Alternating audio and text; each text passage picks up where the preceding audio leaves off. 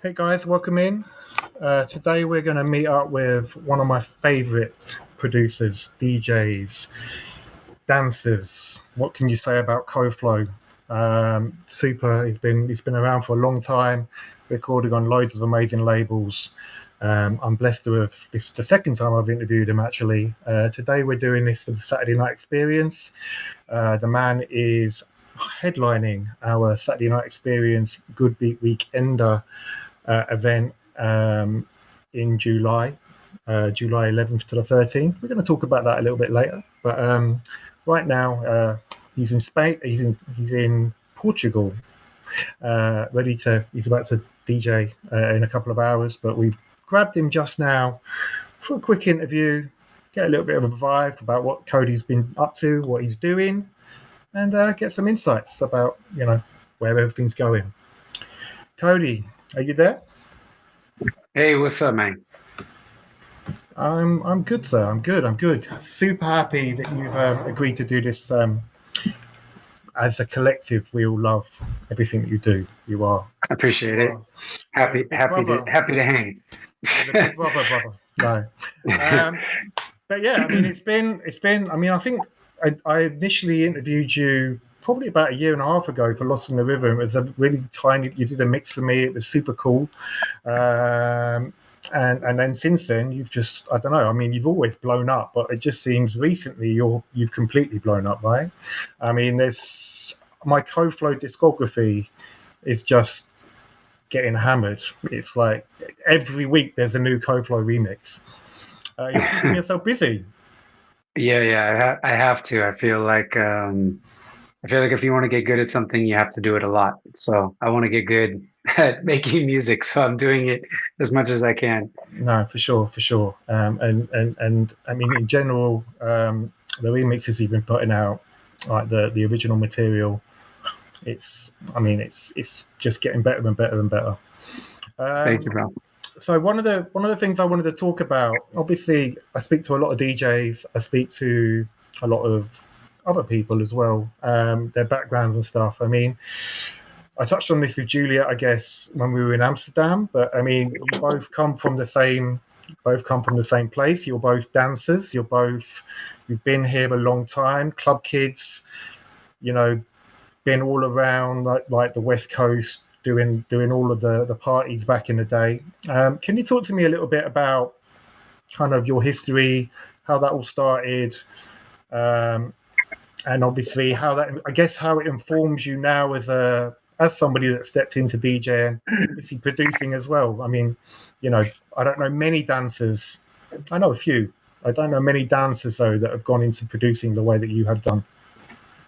Yeah, I mean, the short history is I grew up in the San Francisco Bay Area, and I got into dance uh, the same way a lot of kids from my generation, I think, got into it, which was seeing like versions of different dance styles that didn't have quite the, I guess, the pedigree, um, or the codification. It's like we didn't know the names of certain things. It's like you kind of knew what breakdancing was, but the short of it is I watched some movies that had an Afro-Brazilian martial art called capoeira in it. The movie is called Only the Strong, and a mixture of the Okay. movie and the music video before the movie got me into dance. And by way of like kids in my neighborhood and kind of starting in like a club or like a dance crew, we would frequent, and where I grew up, rave culture was really big, so we'd frequent raves, and there was all ages clubs. I was kind of like the last generation of like in America that I know of, like going to all age clubs. And like when I say clubs, I mean like actual parties, not like the clubs they had in the Midwest where it was like high school kids throwing events. It was like proper clubs, but they were for kids, like teenagers, high school age people. Um, and by virtue of being in what is essentially the Bay Area dance community, and still in the Bay Area dance community, I haven't left it. Um, I was around a lot of like multifaceted artists. A lot of independent artists are entrepreneurial in spirit almost anywhere in the world, but the Bay Area, I feel has like a really heavy entrepreneurial culture. You know, you think of like Silicon Valley and all the technology that's come out of where we live. Yeah. And so I was raised around a lot of that, and I rarely would see something taking place in the dance world that wasn't either, you know, there wouldn't be some business component or some event production component or some organizational component or some logistical component. Like there's just, you'd see people wear many hats. So it's like my Yeah. favorite dancer could wear many hats. And I just didn't know the difference of if you weren't involved in if you weren't involved in a little bit of everything that makes this wheel go around, then, you know, it was something else. Like you had a regular job or you Yeah. were doing, you know, it's like, it's kind of the culture that I grew up in. And this is all to say that it was really easy for me to access amazing DJs and people that were like providing the atmosphere for me to dance. You know, people where I'm from, like some of the early access people I had to was like David Harness, who was wildly and still is a legend, but like wildly famous for the generation that I grew up in Yeah. terms of like he was on the radio, he was doing all the great parties, like he was doing weekly parties, like just so I had access to people like him, JV Velasco, who is kind of more of an underground legend uh, Yeah. where we live and is still very active, and many other people, Patrick Wilson, Dadon, a lot of people. Anyways, uh, because of that access, I felt like to more like the DJ music side of things, I kind of felt like I don't know. I was raised with musicians. My parents, musicians, not professional, but I kind of felt like I needed. I don't know. Like I felt like I needed to wear another hat. Like I had more creative outlets. I thought making music would be fun. The technology Hmm. was really primitive when I got into it, so it was very difficult. I mean, it's still difficult, but like very fucking difficult. And I remember, you know, just wanting to make music and tried tried making music probably as early as like 15, 16 years old, and just like wasn't good at it, and it was incredibly difficult, and my attention span as a 16-year-old is like, if I want to be I want to be a professional dancer, I want a girlfriend, I want a new car, I want, you know, it's like there's all these other things going on in my life. And also too, this is when battle culture in dance also started to blossom quite a bit. Hmm. So it's like I wanted to be a good competitor, like I wanted to be someone that people knew, not even thinking outside of the Bay Area. But anyways, yeah. So the music thing. I almost feel like it was like a necessity of like my character. Um, but I mean, if you fast forward to today, it's the mainstay of how I make a living is working in music. It's my profession now, and I still don't feel even close to as good at making music as I am at dancing.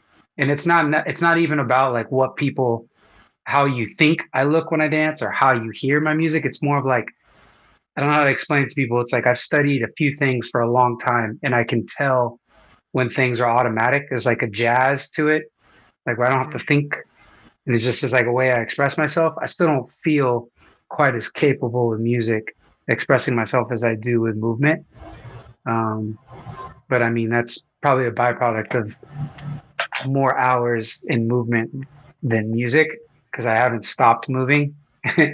Yeah. With music, I've had lots of starts and stops until I just gritted my teeth and just was willing to just be confused and suck horribly at it for many, many, many years. So, but yeah, that's my humble beginnings is just kid dancing in the neighborhood, you know, No, I and hear loving the you. music. I hear you. I think I think I came across you initially through your Oka releases, right? Casamena. Yeah. I mean, since then you've recorded for so many labels, and done remixes as well. So Yeah. I um, mean, you know, the stuff with Ocha's, uh, Carlos was, a little bit later once I was like able to like, you know, either use a fake ID or actually go to the clubs. Carlos Mena was he was still living in the Bay Area. He hadn't moved back to the East Coast yet. So he was like a big part of like our scene, providing something different from, you know, like your David Harnesses, etc. I mean, it's like all good Yeah. music, but it's just a different path. And I was really attracted to a lot of that, and a lot of that has to do with the sounds that I've been influenced by in like Afro Brazilian culture and the stuff that I've Hmm. grown up doing with capoeira. And like Carlos is like closer to that, or was rather. And Carlos was the first person to pay attention to me, if I'm being honest. When I was like, I'm making music and I want you to hear my music. I had a friend who was making really great music, who was very encouraging and like supportive. I don't want to say he wasn't. His name was Steve Rigmaiden. He doesn't make music anymore, Hmm. but he's making really fucking dope music, and he was kind of on his way to like being a name uh, outside of our local scene. And I mean, I guess he was more so than our local scene. Um, but like him and Trinidadian Deep were, they lived very close to me, and I got to like sit in on sessions with them early on, Yeah. and they were supportive. But really though, Carlos was the first person where they weren't, because he knew me, but he didn't know me. He didn't dismiss me for being a dancer that was making music, where a lot of people I felt like really dismissed me because it was kind of like, oh yeah, you dance, but you know, music's this other thing, you know?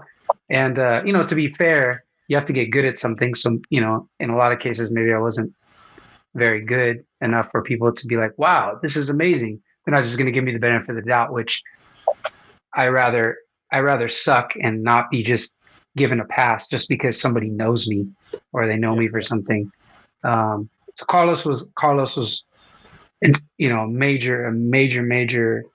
So it's like, it feels like a lot of people reference it. They say, "Oh, I saw you started doing stuff with Ocha, and now you're doing all this other shit." And it's like, I was doing a lot long before Ocha, and I had to kind of do my own thing because no one would pay attention. But Carlos was the first person to like come in and essentially be like, yo, this guy is really good, and really, you know, help me. The amount of relationships that he's introduced me to people to, and everything. I can't thank Carlos enough for being, he's just a good, genuine human. Anybody will tell you like his sincerity in what he does. And yeah, he's also like, obviously, if you look at a time and a place and catalog period of house music, he's, you know, he's got a stranglehold on like almost a decade of like Yeah. a particular sound, you know. So I picked up a lot of those early tracks. You know, it was, and again, I forget what. I mean, I'm getting old, right? But it was like early 2000s, right? That was when it was. yeah, I mean, he was his like, I want to say the Ocha and Carlos specifically, I would say it was like mid to late 2000s is when like stuff Yeah. was like really popping off. But it's like my kind of like my kind of like I feel like my focal went for like his stuff was like 2009 to Yeah. Okay. 2015ish.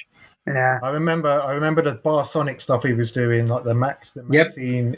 Is it Maxine Ibrahim or Ibrahim? Like all of that stuff. Yeah. It was Yep. beautiful. Yeah. Yeah. Tamara Wellens. Yeah. There was early Black Coffee, Black Motion, like Yeah. so much Yeah. stuff. Yeah. Yeah. Yeah. Oh, cool. So, you think you started at the beginning was to catch the ghost label, right? Is that now Yeah. parked? It's parked. Yeah. I don't want to say like it, like I put something out on it, I think last year or the year before, with Rob Boss. I kind of, part of me wants to do more stuff with it, but it was started for a particular reason, and it carries like a brand. It carries a Yeah. brand that's really special to me because it touches on the artistry collective I'm a part of called the Soul Shifters, Yeah. and that's a really important part of like, I think, my like artistic identity, and those people that are involved in that collective are like, you know, my family. And Hmm. Catch the Ghost is like a motto, or like a way about the way we look at things with our art, and how we like try to spiritually like channel this thing, like, and just kind of let it take over. Yeah. um and Catch the Ghost like holds this like level of reverence for me in terms of like this like I said, it's a motto or a code of ethic, an artistic code of ethics or something. But I really like the fire behind it was giving myself and my other friends opportunities where people either weren't fucking with them, and it's like we can do our own thing independently, or just me helping people out that were my friends that were newer and giving them the opportunity to be like, let me help you distribute, like kind of thing. Or, just like sometimes like you have friends that are talented, but maybe they're not like making the illest shit, but they're talented and it's not bad by any means.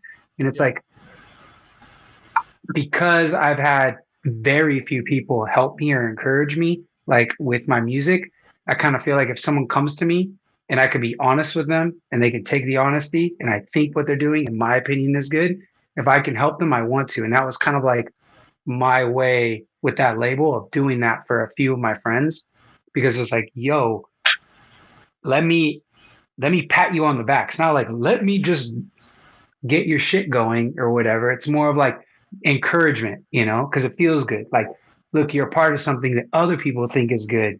So you should keep doing what you're doing, not like you have to do it for the label, you know? Yeah.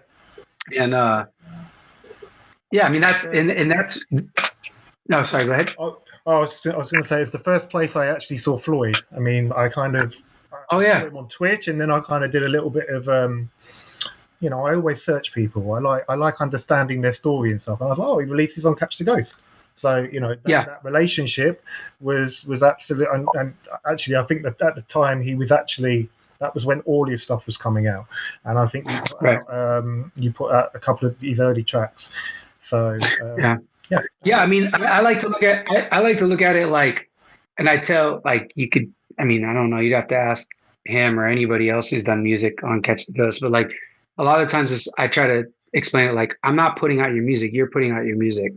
I'm just helping you because I've established this thing that makes it easy. Because now distribution is quite a bit easier, but when I started it, distribution wasn't as easy. Like I had to do yeah, 18 months or something of back catalog before I could get with a distributor that would get me into the stores that actually had the audience for the music. I couldn't get it on Beatport or Traxsource, digitally speaking, mm-hmm. So it was like, again, it's like they were putting out their music. I was just like helping make it the resistance less resisting. Now things have changed quite a bit. So like, you know, a lot of times if I'm helping my friends now, it's not about Catch the Ghost. It's about me just like applying experience and kind of like showing them some things, or at the very least giving them the questions to ask ChatGPT or something, Um, so it's like it's all the same, but like Catch the Ghost specifically, to your question or directive is like, is it parked? Yeah, probably. And I think that's because I want to start something new, and I am Yeah, planning something new. It's like it's in the works. I have projects already lined up. I'm trying to like wrap up the brand, because I feel like uh, there's the brand has a few. When it comes to art, man, I I I want to be, and I want everybody to have intent. Like I want people to have purpose, everything you do, not just like fucking do it. So like I'm trying to be really intentional about this brand and this thing, not because I think it needs to become a clothing thing, something that like people, are going to go to a such and such party, or it's just like it's more of the intent and what it means to me, and it's going to be my thing. It's mm-hmm. not going to be Catch the Ghost. Like I'm not putting out people's music. It's completely going to be my projects, my collaborations, my white labels. Like it's I have a lot of cool ideas for the music, and the big one of the big things comes by like the encouragement and tutelage from many of my big brothers and uncles in the game, and sisters, uh, that I should be doing my own vinyl. Like I should be doing my own thing. Um, Yeah, I've had a lot more opportunities now where people want to work with me more, which is great because the doors were just being slammed in my face when it comes to that stuff before. So now I have options, and they're like, you're in control. You need to do your own shit. So I'm gonna do my own shit. I think I can tell which uncles you've been talking to. So tell me about Ron and Joe. How did that come about? Yeah. So I've done some projects for Ron Trent and Joe Claussell's new imprint called Sacred Medicine, Yep, and I amazing can't tune. speak. Yeah, I can't speak to the mission behind that label because it's not my label, but I can speak to the um, at least like the intention with my involvement. And I had been working on uh, a version of a live show that I was doing. And in that show, one of the last tunes I was doing was a live version of Black Magic Woman by Ron Trent and uh, is it Harry Dennis? Harry Dennis? Harry Or Dennis. I'm Yep, always saying Harry like Dennis. I'm always saying Denny Harris, or like I'm always like I feel so bad, but I have like dyslexia, so like I see the album art in my head, and it's like, or the not the album art because it never was like released on its own, but Yeah, originally the prescription like box set. yeah, Um, yeah, yeah. anyways, uh, I had been doing a version of that, and I ended up recording a version because I thought it would be fun to have in like more of DJ sets. And I was telling Carl, I showed it to Carlos, and Carlos was like, "This is really dope. You should get someone to do like the vocal, and just like get like do an official like full cover of it." Because my version was like just kind of like a live take that I would perform. I'd like play some synths and do the spoken word. Anyways, long story short, I ended up partnering with a good friend who's a brilliant multifaceted artist of mine, Lady C, who goes musically now. She goes by C, but as a Okay. dance artist, she still goes by Lady C. And she's a beautiful singer, songwriter, amazing songwriter. Um, and I had her cover it, but we, arranged it differently. She kept the same uh, uh, sexual orientation. I don't know the linguistic speak of it, but she didn't change the Yeah, sex of any of the words.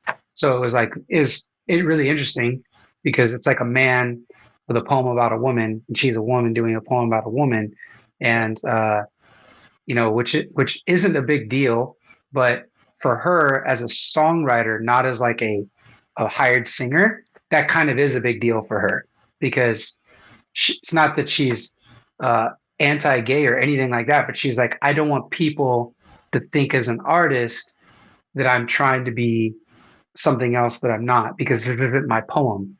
So, okay. again, people have to understand from an artist perspective, if you're just performing someone else's stuff, you have to be very critical if you're also trying to be an artist. If you're just like a musician for hire or whatever, people don't care.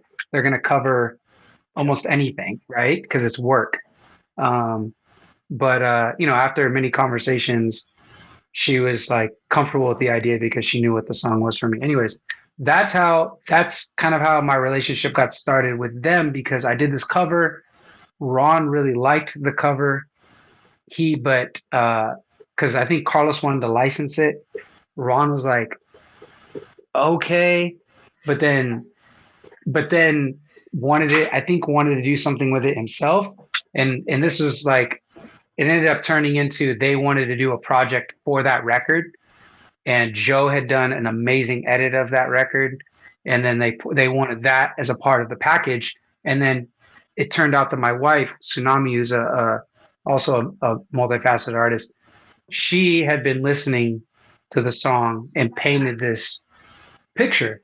She was inspired by it and some other stuff. Like she kind of had like a collage idea. She painted this picture. Ron saw it and was like, "Can we use this as the album art?" Kind of thing. yeah, So it became like this family affair. And then after that, uh, they were like, "Hey, if you have music, send us music." I had made something for my wife, and I'd sent it to Joe, and I kind of told him what it was about and this whole thing. And he was like, "This would be a super dope project, I think. Let me talk to Ron." And then many years later, all this stuff has taken many years. It's like It's like, it's not like I met these guys. They're like, oh, Coflo's making music. It's like, I don't, they're vague. I mean, they're into some of my music, but I don't know. I can't speak for them if they're like checking for every song, but Yeah. this is years and years of time talking to these guys and not knowing if this music will really come out or not. And ended up with this EP called Tsunami's Muse, which dropped last November.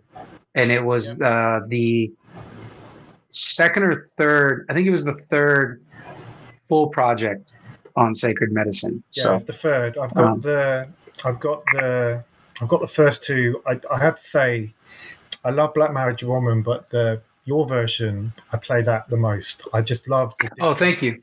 It's the different, as you say, it's the female version. It feels different. It's just beautiful. I haven't got to Tsunami's Muse yet. I'm a little bit gutted about that because I think it's kind of sold out everywhere. But I'm going to find it. Yeah, it definitely. I want to say they did another repress, but usually for people who are looking, because if you can afford it, you could probably inquire directly with Mother Tongue. I know that for some countries, because it comes from Italy, it's a bit hard. Like it's virtually impossible to get it here. I had a bunch shipped in for Detroit when I was in Detroit, and it's like sold out, and that's all there is to it, kind of thing.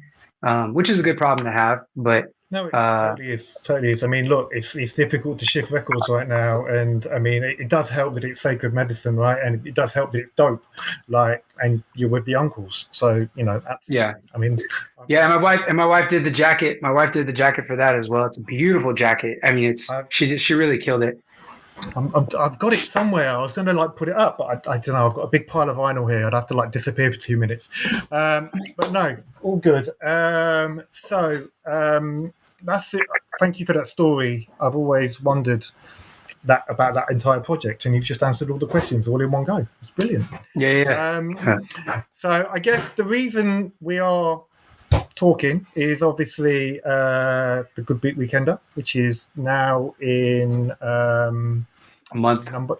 It's in a month, but it's also the 4th.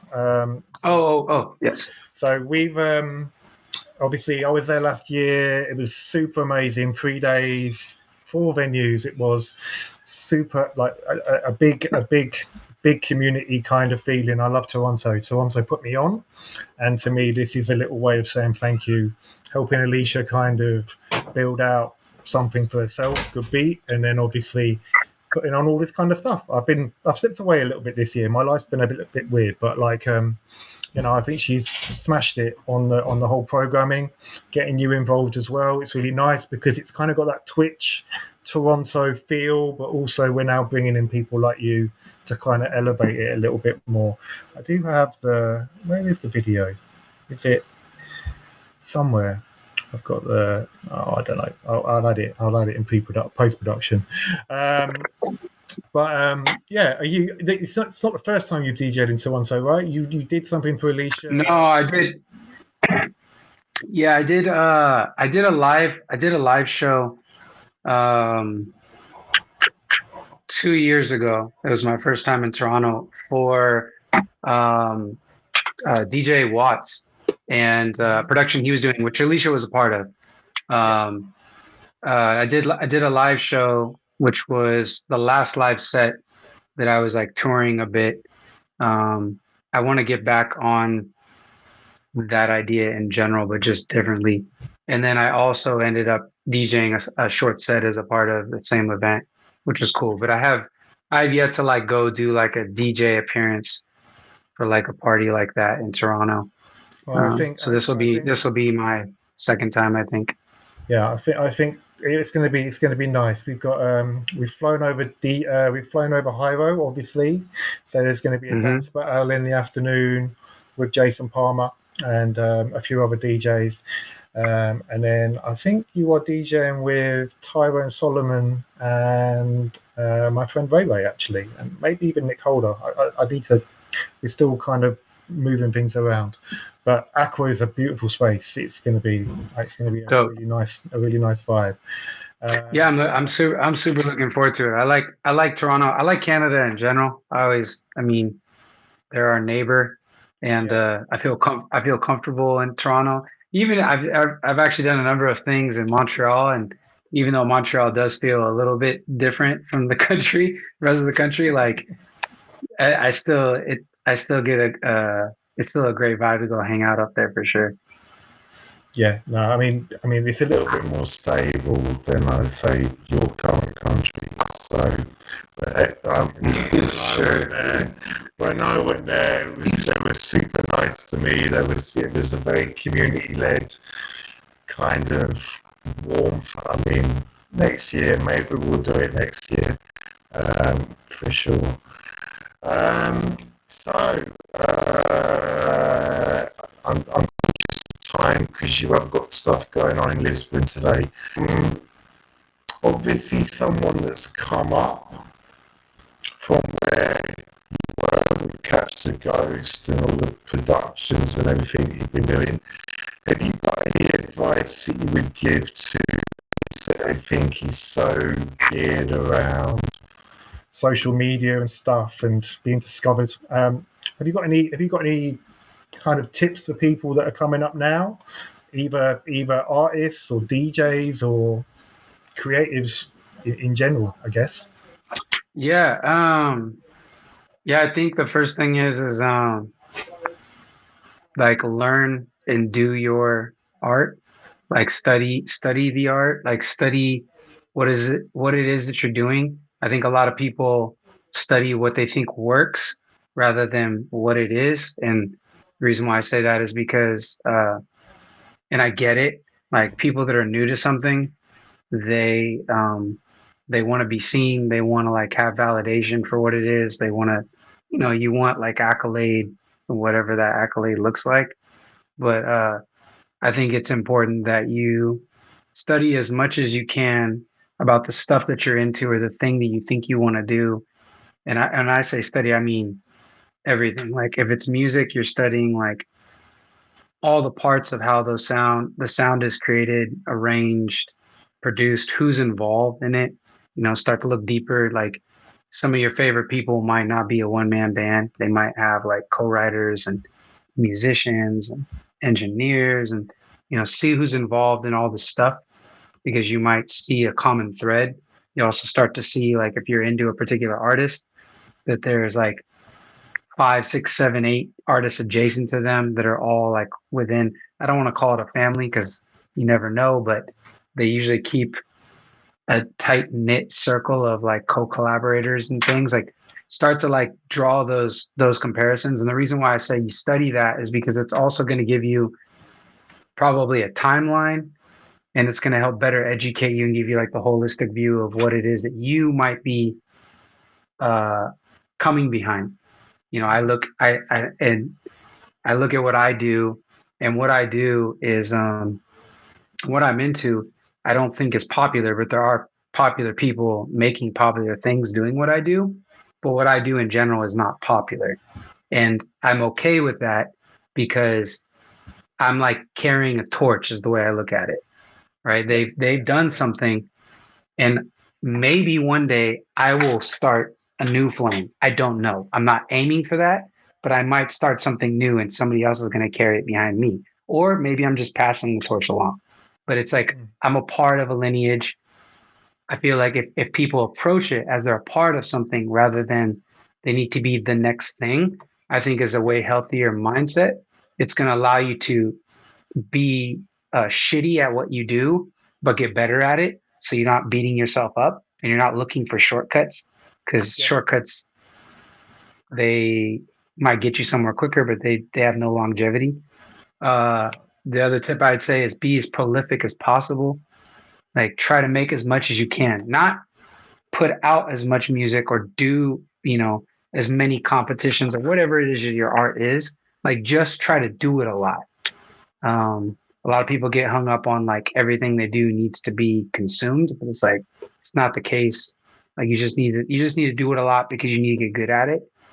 And then there are people that are like have been doing stuff for a long time and they're pretty good, but maybe they don't feel like their career is going anywhere. The other bit of advice I would give to you is like do your own shit. Like if you feel like you're not getting somewhere, establish your own lane. Like, don't worry about other people needing to do stuff for you. Like, if it's music, you don't rely on other people to have to put out music for you. Like, get your Bandcamp going, start your own, independent label or imprint, even if it's not really a label, it's just you putting out your music and distributing your music. Um, you know, do your own thing.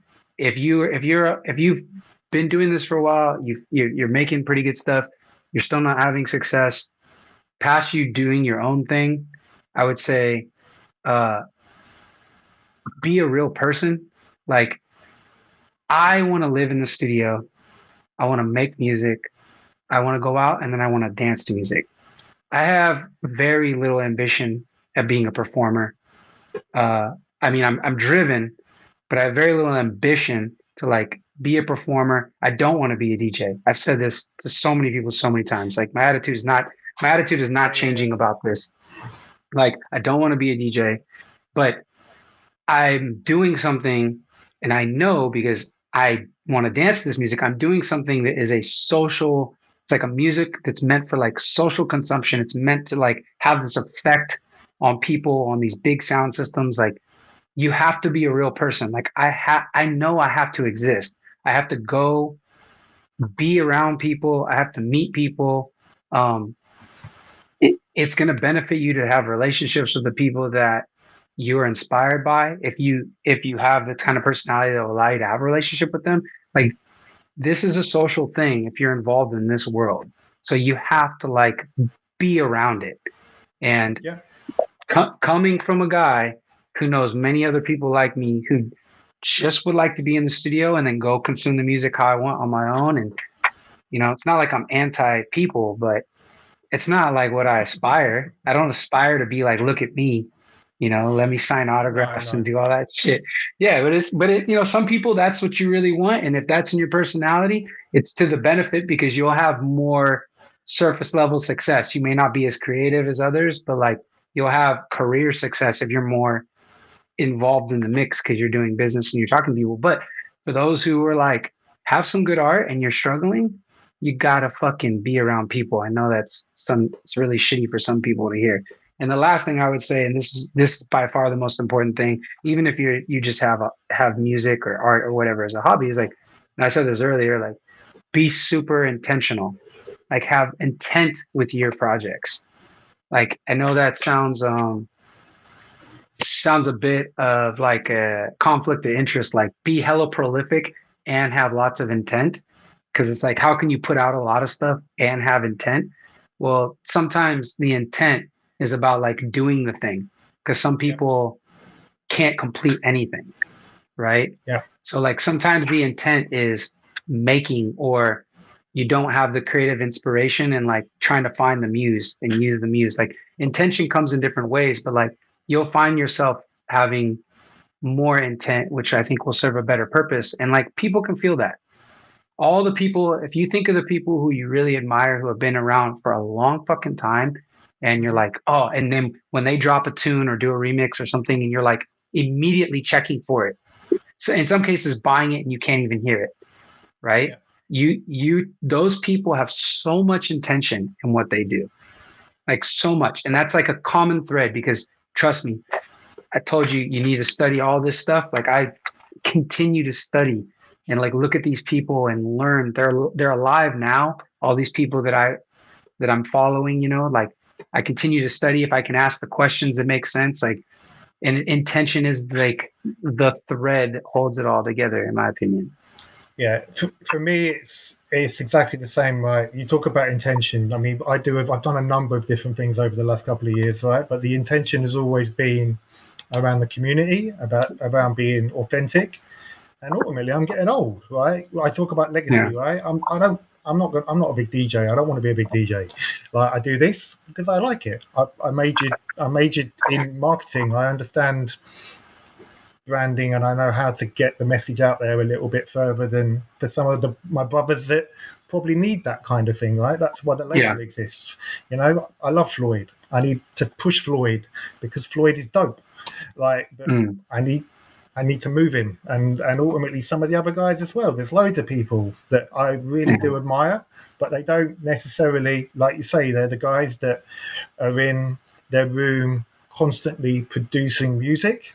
They don't want to do anything else. They'll move it to the distributor, but then it just sits there, right? And ultimately, if you haven't built your community, if you haven't got people in your team, it is then very difficult to disseminate that to a wider audience. So Yeah. absolutely. And again, your thing about the voice as well, finding your voice, I think it is that's super important. Like you say, there are so many people out here that are just taking a tune, they're either copying it or they're going, this is a style, I'm going to make this. It is so much more. You can tell that you found your voice, right? The music that you were making, to the point that you're now releasing stuff that is highly musical, like the Catalia stuff. I love the Catalia stuff. Like that entire thing you did with Hands is just absolutely beautiful, right? But you listen to that, and then you go a few years ago, you were making that kind of music, but you've leveled up, and you found your Yeah, I voice. mean, things take time, right? Things take time, and uh, you learn things take time to get good, but you also things take time to like figure out more about yourself, you know? So it's like and also too, like the more time you put into something, the more times you're buying the lotto ticket. I don't want to like pretend like, I'm not Prince, at least not that I know of. I don't have genius just pouring out of me. So like, if anybody hears something from me, they're like, "This is genius." It's like I got five matching numbers on my 8 numbered lotto ticket. You know what I mean? Like, it's like I swung at the ball enough times or whatever, and I finally made contact. So it's like, I'm not self-deprecating, but I'm also like realistic. Like, the amount of shit that I work on, it's like I also say this kind of stuff out loud, and let this be, I guess, helpful for some people that are like me. I say this stuff out loud. You know, the humility aspect is, I guess, ingrained in me to a detriment in some cases, but like, it's also to keep things in check for me, like, because I might have 5 or 6 projects that I have moving around right now, and I have projects that I'm working on for people that are really important because I want to like really make an impression for them, because I find, like, I find a purpose in me being able to deliver something they're asking for. And it's like, I'm struggling maybe with some of those projects and some of those songs, and it's like reminding myself that I don't suck at this. It's just not every time you're going to make contact. And, you do have to get out of your own way sometimes, because not everything's going to be amazing, and like amazing to where you think it should be. But Mm-hmm. you also have to buy a lot of those tickets. You got to scratch a lot of numbers, like, and eventually you'll have some wins. So, Yeah, there we go. All right. I am super conscious of time. I don't want to leave you too much, but obviously, people that want to check you out now, you're still doing the Simmer Room thing on Twitch and on YouTube, right? So, yeah. I do Simmer Room on my Twitch, COFLO_. I do it every Wednesday, whether I'm doing it or not. It's really we started it during the pandemic, and it's something where it's like it forces me to schedule time. Uh, I'm going to be moving out of my space temporarily for close to a year. So things are going to change a bit, which is kind of cool, because I might be able to actually, it might become like a local session in part of the month for like my local community in like the Oakland area, which will be, I mean, it is a session now, but it might change a bit, because it won't be private, yeah. which could be really, really fun. But yes, you can catch me on Twitch, of course. I upload most of the archives on YouTube as well, although YouTube is just, with copyright and all this stuff, it becomes kind of a pain in the ass. But Yeah. youtube.com at Coflo. You can catch me on there. My Bandcamp, coflo.bandcamp.com. You can catch most of my stuff on there, or a good chunk of my stuff on there. I also have a Patreon where currently my Patreon is kind of like for the fans. and friends and stuff that want to support me because it's like a cup of coffee a month, kind of thing. So like it's like you're helping produce me so I can produce stuff, but it's also like the only promo list I have. It's like those people, if legally I can give them promos, they get shit long before anybody else. And Yeah. anything that I have control over, they get as a part of that for free. So it's not like I don't hold something back, other than like physical goods like event tickets or records. Like some cases I can get offer discounts and stuff like that, but it's like, Yeah. yeah, Yeah. you get digital copies of everything I'm doing. So, I don't even have like promo lists for DJs or anything like that. Like I just don't do that. It's just it's too much. If people ask me for something, some of my friends, sometimes I give them stuff, but like my patreon.com/Coflo. And then I've got, please be on the lookout. I don't know when this video is going to air, but I'm assuming before the Yeah. July because of the Goodbeat. 2 days. So, It'll be up in 2 days. okay, cool. So I'm talking to you in real time. I have my Rob Boss project. The album is dropping on vinyl. It came out digitally last year. The full length album is going to Nice. be on vinyl, full color jacket. It's beautiful. It's out on Yoruba Records. So Europe will be getting their copies, I would imagine, within a week or two. America will probably start getting their copies in the next 2-3 weeks. I have a project on Catalea. I did a cover of an old. Uh, I'm drawing a blank right now. It might be. That's Stevie not Wonder. 10 City.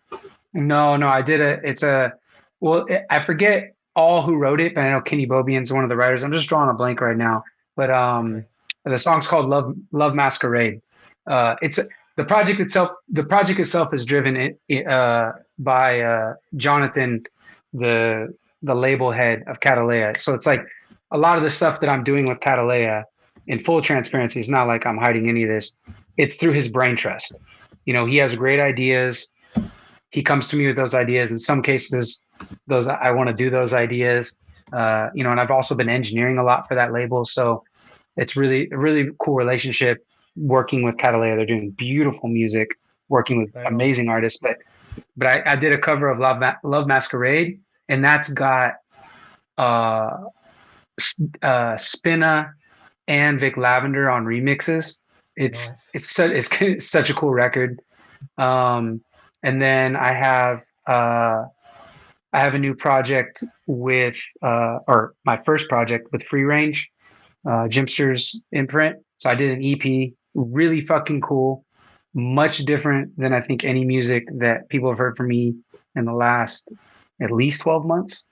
Cause it was a like drum machine project. So it's like a lot of my music's like 100 tracks of instrumentation, or something. And then this is like 15 tracks, 10 tracks of instrumentation. So, something much more intentional, but super fucking dope. It's called Who the Frequency. The EP is called Who the Frequency. So that's Okay. that's due out. It's either this summer or spring. I have a project, my first Afrobeat tune or my version of Afrobeat, like proper Nigerian, like Afrobeat with a Hmm. Nigerian Afrobeat artist, Heavy Wind, is coming out on Fat Souls. These are all records, like 12 inches. Yeah. Yeah. Yeah. Um, I'm really excited about that. And then they just sold out. Actually, I got a text message this morning. I just did my first edit for GAM. They sold out though. They might repress it. Okay. I'm looking at a follow with them. Like immediately, I think I have 4 or 5 records. I know I'm missing one before the end of the year. But yeah, So just busy, man. every month I think I have, or like every 45 days I think I have something dropping, which I'm Yeah. thankful for. I wish it was a little bit more spread out, but the music's good. Oh, by the end of the year, this one's really cool. I just remembered. I was like, I know I'm forgetting something I know is happening this year. Me and Anthony Nicholson have a duo that we did a No project way. together. Yeah, and that's coming out before the end of the year. Called what did we end up calling it? How We Do. But it's a Okay. two-sided record. Really cool. I mean, if you know Anthony Nicholson's music, this Uh, is I love Anthony Nicholson. Literally, I've Yeah, got so many of his records. So amazing, such amazing music. yeah. So I mean, it's it's completely unique because it's like his world and my world combined, and yeah, like he was able to get away with stuff that I thought we were just like putting together for demo, like, and he made some of that stuff like. He's super fucking dope. Obviously, his experience, like working with him, I could, feel the experience like immediately. Like I learned quite a bit, like working on those projects with him. So I'm really excited for that. But that's gonna come out before the end of the year. And that jacket as well, full color jacket that my wife did, which should be a really cool collector piece too. So yeah. I'm so on all of that. You're making moves, Cody. You're making moves. You're not I'm just just carrying making the torch. I'm just trying to make music, man. Like the more music I can make, I know, the better. but I mean that all sounds super cool. I'll link what I can in the description, so the Patreon and everything. I need to get on the Patreon. Like I said, my life's a little bit tricky at the moment, but when it's a little bit more sorted, I'm right there. I Yeah, love yeah, no everything you worries. do, and ultimately, I want you to be as successful as you can possibly be. Thanks, man. I Cool. appreciate that. Well, thank you for everything that you've done. Thank you for everything you continue to do. I hope your thing in Lisbon tonight with Cordell is wicked. This you'll meet. We're going to have we're actually broadcasting it on Twitch a little bit later. Actually, no, we're not Yep. doing the gig. We're doing the install. The install, not the Yeah, gig. yeah. We have the in store in a few hours, and then they Yeah. have the gig tomorrow, and then I'm gonna. This is this is gonna air too late, but I'll be in Amsterdam for the first time on Sunday night. Yeah, I So saw the video of you DJing last time in Amsterdam, and you're flying all over the that room. I'm was just like, yeah, that was the actually vibe. yeah, that was actually yeah, that was actually in Ireland, in the Right. like that was my first time in the my first performance in the Netherlands, and Okay. like that was fucking wicked. Like I I had such a do. good time. I do like Amsterdam. It's such a beautiful place. So we'll be back at Yeah. ADE later this year with Oh, Saturday cool. Night Experience. Ori is just kind of sorting it all out. But cool. Well, I'll let you go. I appreciate, like I said, I appreciate you taking time with us today. What I do like about you is you've got such knowledge and you communicate amazingly. This has been gold, literally Oh, gold thank with you, bro. Coflo. No, Thank every you. time I talk to you, I'm just Oh, like, this guy, oh, yeah. support him. Support him. Yeah, well, actually, I just remembered it's going to be too late because registration closes today. But just for folks looking, because for those who check, like I have a lot of mixed credits and engineering credits on a lot of records. Uh, the last year, I've been teaching usually it's like a 6 to 8 week course for post production engineering, very specifically around like getting people into just upgrading their music. Like it's kind of like get it to finishing to where you learn more so you can work with more engineers or you just feel more confident. And this Yeah. is for like almost any range of experience, but obviously if you're like gun shy when it comes to engineering, it's a really good course for that. I feel confident in saying that because now we have many buckets of students that I've able to get feedback from and know that it's working for a lot of different people. And it's not genre specific, it's not technology specific. It's like kind of goes for anybody. Obviously, my focus is on big sound systems or music meant for people to dance to, but it's Yeah. not specific to that. And that's done through the Underground Music Academy in Detroit. It's an online course, though. So that's for those unfamiliar, please check it out because it's a beautiful thing, at least for my country, to have the Underground Music Academy in Detroit, ran by Wajid, who Yeah. folks are probably more familiar with Wajid than his academy. But with any luck, we'll see a spring semester, or I'm sorry, fall semester pop up because we're starting the summer semester this week, which is again registration's closed. But a lot of people, this is something where they're like, they're so timid to get into this subject. Let me help you. I'm telling you, like we've got a lot of great students, and I feel confident that I can help people. So check it out, Underground Music Academy, and there's other courses, brilliant courses. It's not just my course, but check it I out. will say this though. There are so many records or MP3s that I bought that have been mastered by you. So like Yeah. literally, Yeah, I've done a lot. I even got this mastered by you, right? Yes. Yeah, exactly. You did a great job. Thank But you, bro. no, cool. All right, well, link me after with the course. And what I will do is we can put it out somewhere. What we're actually building is we're building something. I'm building in the background a platform where all of this is going to be housed, and it's going to be super community led. Awesome. And it's all going to be connected. You'll see, super Dope. secret squirrel things going on. But yeah, Dope. thank you. I'm going to let you go. Otherwise, I'll just talk for the next hour. And today Yeah, I've yeah, been it's all really good, brother. subdued. Yeah, All yeah, right, yeah, yeah. No, but it's all good. Appreciate you. but yeah, I'll catch you soon. Take care. Cool. Peace, Thanks. everybody. Later. Bye.